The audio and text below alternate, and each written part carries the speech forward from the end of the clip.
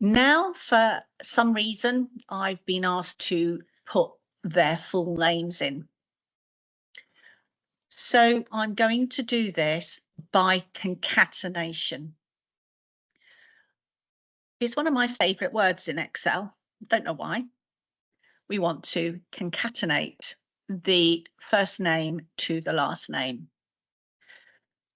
Into here and type concat and go.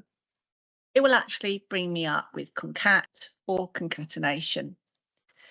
It is exactly the same. It's just a short way of doing it. So I will press OK. And literally, I want to join the first name. What do I want to join it to? I actually want to join the first name to space because I don't want it to just roll in into one text string. So let me pop in a space there and I will go in and join that to the last name. Notice it's put the space in the quotations and OK that.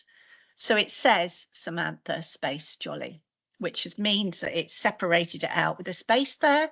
Hover my mouse over the bottom right-hand corner and double click. And that will fill that down. Control down arrow.